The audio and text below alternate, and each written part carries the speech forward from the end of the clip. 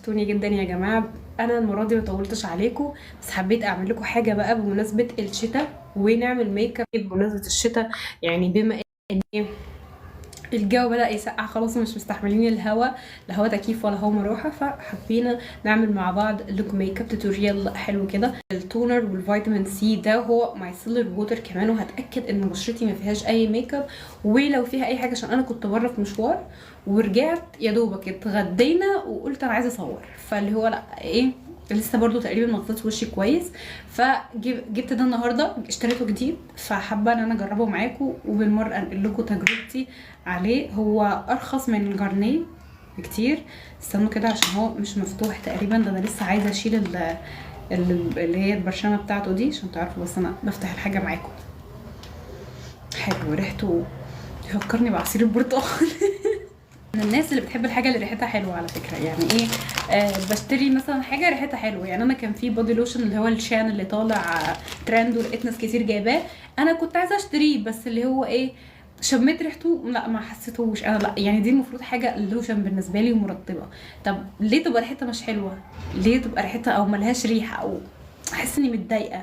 فلا، منوره الدنيا، ميرسي جدا.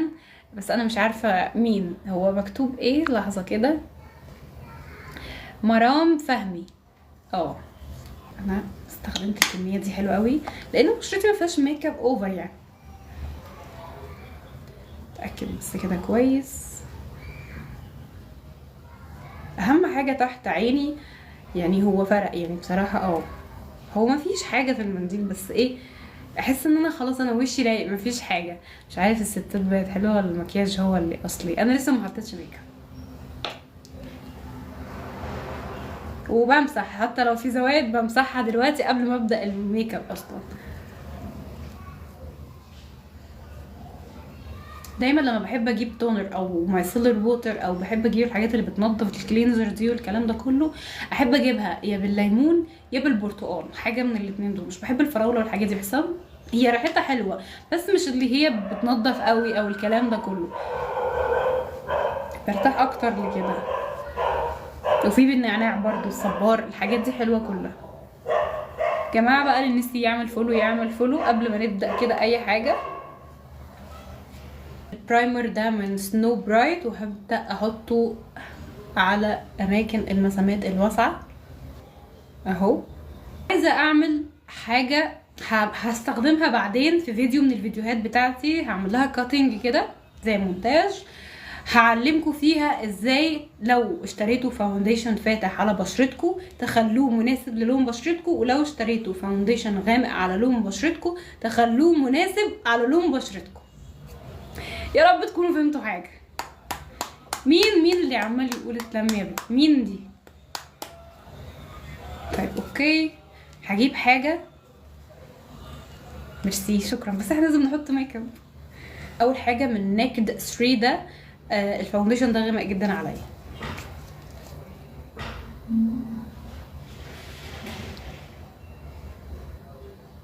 بصوا غامق جدا من قبل ما نبتدي.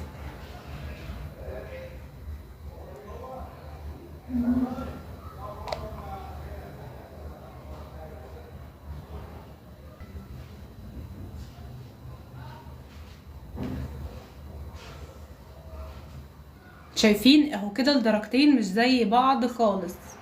انا بس خايفه على الطرحه ان هي تتبهدل. طيب اوكي، اللي نسيت تعمل فولو تعمل فولو بقى.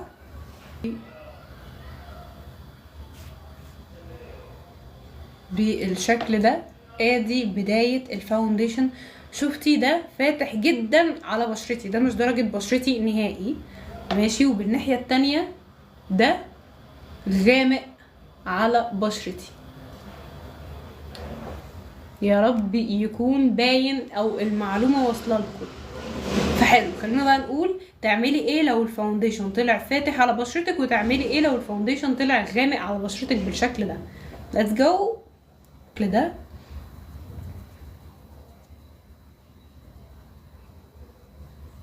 احنا بالظبط هنعمل نص الوش فاتح ونصه غامق، وهنشوف هيطلعوا الاتنين ازاي تبكل على وشي، وهيطلعوا مظبوطين، والاتنين مش هتعرفوا تفرقوا ما بينهم.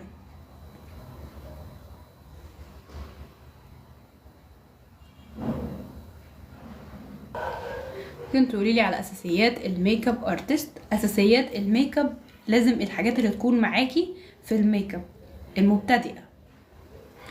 اوكي، بصي قصدك اساسيات في الميك اب اللي انت بتحطيه على وشك، ولا الميك اب اللي بتشتريه؟ قصدك اللي هي البرودكت، المنتجات اللي انت عايزه تشتريها؟ المنتجات. اوكي، لازم اول حاجه كميك اب ارتست لازم يكون معاكي فاونديشن، ويكون معاكي مثلا درجه وسط. يعني ايه الدرجه الوسط؟ مثلا تليق على الفواتح والجوامق اللي هي الناس البيضاء قوي، ويكون معاكي حاجه برضو تليق على الجوامق بس مش اللي هما السود قوي. ده في حال ان انت مش هتعرفي مثلا تجيبي، او لسه ميزانيتك ما تسمحش ان انت تجيبي تو فاونديشن. بعد كده لازم طبعا كونسيلر، لازم يكون معاكي بقى في الكونسيلر برضو الدرجه، ما تجيبيش البيضه قوي، مش هتحتاجي البيضه قوي دي برضو درجه وسط، بس هي فاتحه. يعني الكونسيلر بيبقى درجته افتح من الفاونديشن، على حسب بقى الدرجات اللي انت هتشتريها تبقى ايه. تمام. وبعد كده هتحتاجي ان انت تجيبي شادو. انت وميزانيتك بقى دي لازم يكون معاكي باليت اي شادو مثلا. على فكره هي مش بالحجم خالص، بس يكون على الاقل باليت تكون شامله درجات الكشمير والبنيات والالوان المطرقعه، وفيها جليتر وفيها في على فكره باليتس كتيره جدا فيها كل الحاجات دي.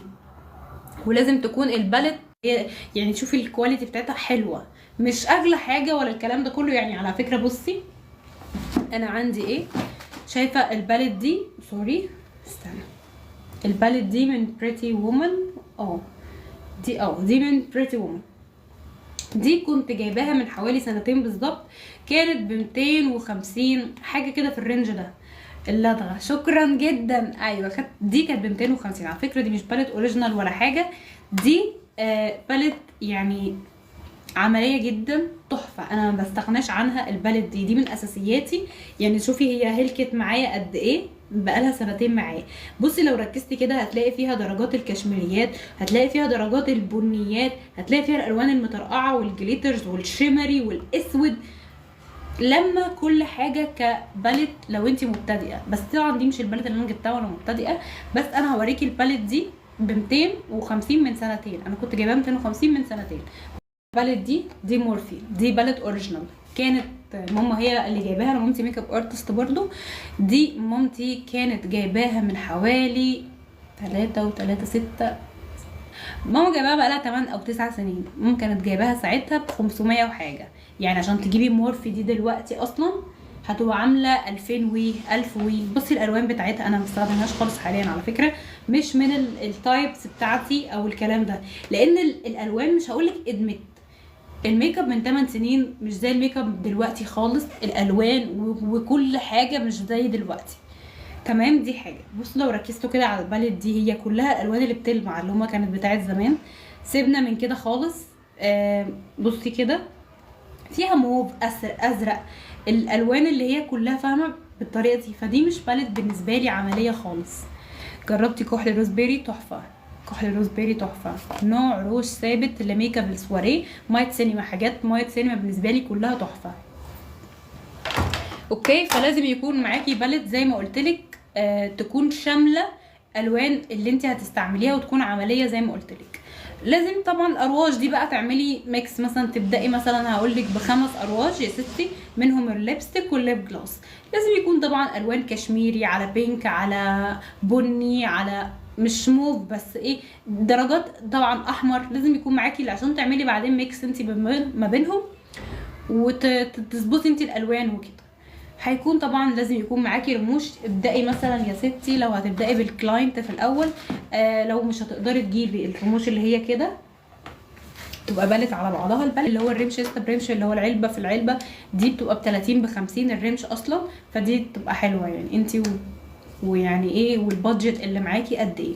بعد كده يا ستي هتحتاجي ان انت تجيبي بلاشر. ده استرخصي فيه عادي، ده مفيش مشكله. هاتي اي حاجه، انا البلاشر بعمل كده، عجبني اللون خلاص بشتري اللون، بس ما يهمنيش بقى من ايه ولا من ايه الكلام ده كله. بس ايه اللون اهم حاجه، لكن الحاجه اللي تستنضفي فيها بجد فعلا هي الفاونديشن والكونسيلر.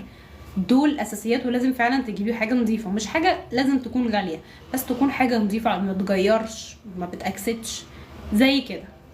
اوكي نكمل واحنا بنحط بقى مع بعض الميك اب عشان ما نملش من بعض. اوكي لازم بعد كده يكون معاكي يا ستي، مش خلصنا الكحل والكونسيلر سوري، لازم طبعا نوع كحل لازم يكون على الاقل فيه اللي هو الكيس اللي هو كان بيجي الكحل معاه كذا لون، 12 لون تقريبا، كان رخيص مش غالي على فكره، يعني هتلاقي فيه الوان كتير. من بريتي وومن تحفه، الكحل الثابت من بريتي وومن خطير. في سيبال بس ده غالي شويه، فانت ابدأي ببريتي وومن، بس الاثنين هتلاقيهم نفس الايه الكواليتي. اوكي بعد كده يا ست الكل هتحتاجي ايه تاني؟ ماسكارا.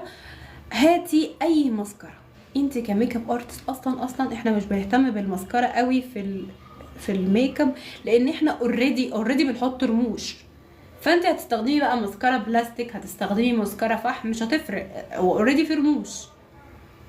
بس هي دي الفكره، هاتي اي حاجه، هاتي اي حاجه اللي تلاقيها هاتيه. فكروني ايه تاني مثلا في الاساسيات؟ هي دي الاساسيات، الحاجات البديهيه على فكره. التنت سيبك من الكلام ده دلوقتي. كونتور هاتيلك ممكن كونتور او برونزر، يعني لازم يكون معاكي ده او ده عشان تعرفي تميكسي. يا ستي لسه البادجت بتاعتك ما تستحملش لسه ان انت تجيبي الكونتور والحاجات دي، في نفس باليت الاي شادو. شفتي بقى انا بوفر عليكي باليت الاي شادو بيبقى فيها لون بني، حطيه. بس سيبك من التنت والكلام ده كله، ما انت كده كده هتحطي بلاشر فوقيه يعني. فدي يا ستي ادي البدايات خالص اهي بتاعتك، مفيش اقل من كده، وادي الميزانيه بتاعتك. يعني نوع واكس للحواجب، فكرتيني. حاليا انا بستخدم ده بتاع شي جلام، حلو قوي، انا جايباه كنت جايباه ساعتها، يعني هو بقاله سنه كده، يعني ده بقاله سنه، هو ما بتستخدميش منه كتير، الحاجات دي بتقعد معاكي مده طويله جدا. قبل كده كنت جايبه روز جولد، مش عارفه ايه كده، برضو حلو، استعمال شخصي ولا للشغل، الاثنين عادي، ده او ده انا ما عنديش مشكله. بس خلي بالك انا بالرغم ان انا بستخدم، اللي نسيت بقى تعمل فولو، خلينا متفقين، بعمل ميك اب لاي حد يا حبيبتي، خشي عندي على الاكونت وانتي هتشوفي كل الشغل بتاعي.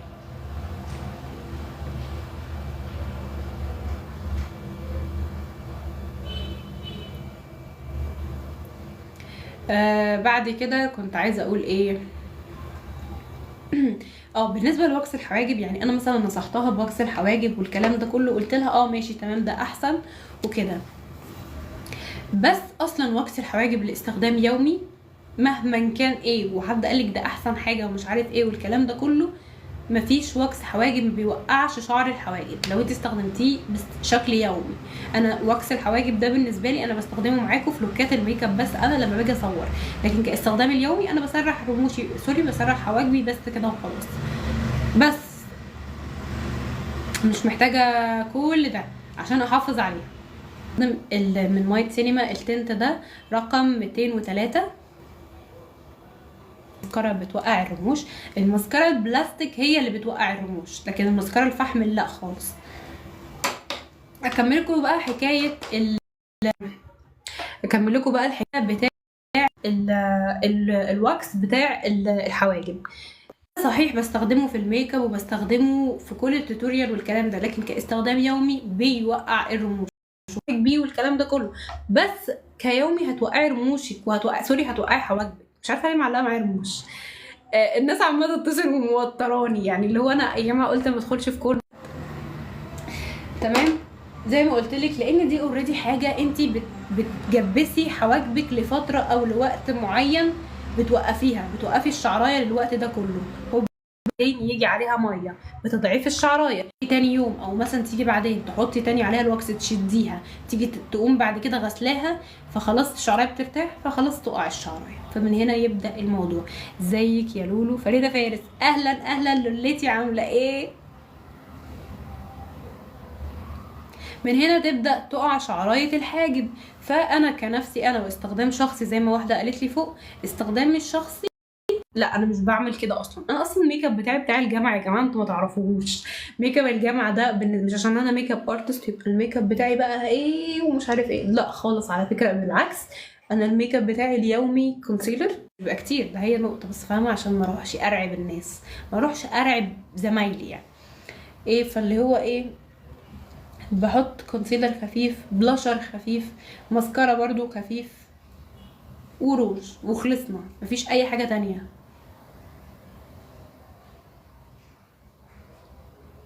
على فكره انا عكس صحابي كلهم. انا صحابي مثلا كلهم الاقيهم واخدين معاهم في الشنط بتاعه الجامعه، بياخدوا كل اللي حطوه تقريبا على وشهم هو معاهم في الشنطه، او بياخدوا حرفيا والفرش بالفرش كمان. وانا اصلا مش بيبقى معايا غير درجه الروج اللي انا حطاها اللي انا نازله بيها، بس انا بنسبه كبيره هو ليب جلوس، هو ده اللي بيبقى معايا. عايزه نوع ايلاينر ثابت، خليكي في ديب لاينر اكتر، ان واي اكس تحفه. ان الايلاينر بيبقى ووتر بروف، يعني اللي هو سوري، الايلاينر بيبقى سبيرتو فبيطير فبينشف على طول، فاللي هو ما يكملش معاكي اصلا كام يوم وتلاقيه خلاص، او اسبوع يا ستي. انما الديب لاينر والحاجات دي ده اللي بيفضل معاكي حلو. ان واي اكس جميل، وسيبال حلو جدا وثابتين معاكي طول اليوم. عاوزه حاجه ثابته ثابته، سيبال حلوه جدا، وان واي اكس زي ما قلت لك حلوين جدا.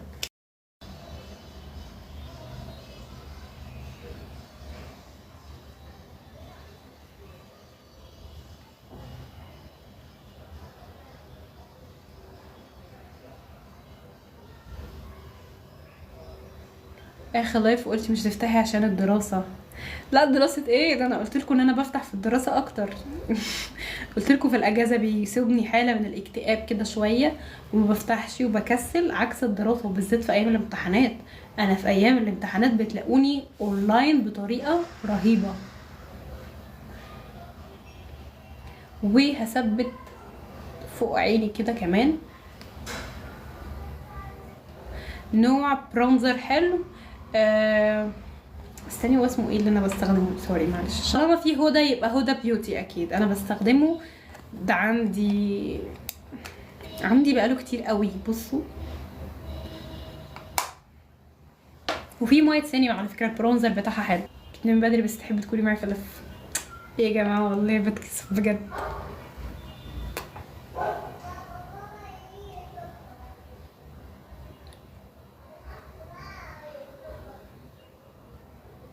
ليه اذا حطيت كومباكت باودر يكتل ويصير الميك اب كله كيكي؟ على حسب، ما هو انتي مش دامجه الفاونديشن كويس، او حطيتي كميه كتير من الباودر. بصي انا بحط كميه عامله ازاي، دي انا هنفضها كمان. بصي بالشكل ده كده، انا بحط حاجه بسيطه يا دوبك بعمل. بصي زي ما انتي شايفه اصلا هو مفيش يعني بمسح السبونج فيها، بس بركز فين؟ بركز هنا كده عند مكان السمايل، عشان ده بيخطط على طول معايا مكان الضحكه بتاعتي هنا كده. واحنا مش محتاجين، لان انا هنا بحط لوز باودر عشان تكون خفيفه تحت العين وما تخططش وما تكلكعش. بقيت وشي كله كومباكت باودر. وبصي انا يعتبر بمسح او بطفي اللمعه بس اللي في وشي، حاجه خفيفه جدا.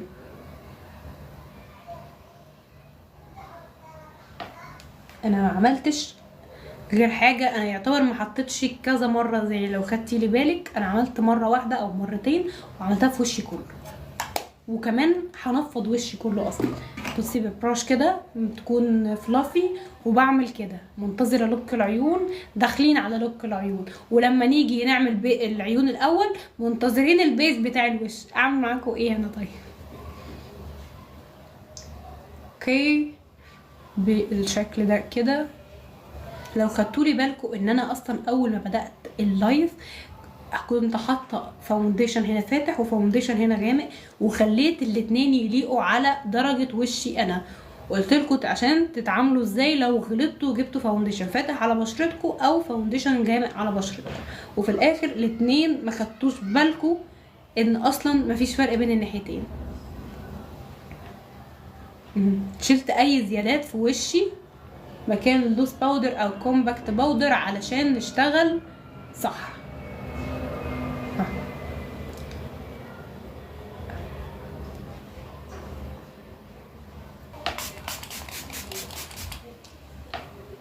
ده عامل اخر عشان ما يبقاش البشرة كيكي ولا حاجة، هيبقى نرجع فيها الحيوية والجلوي اكتر.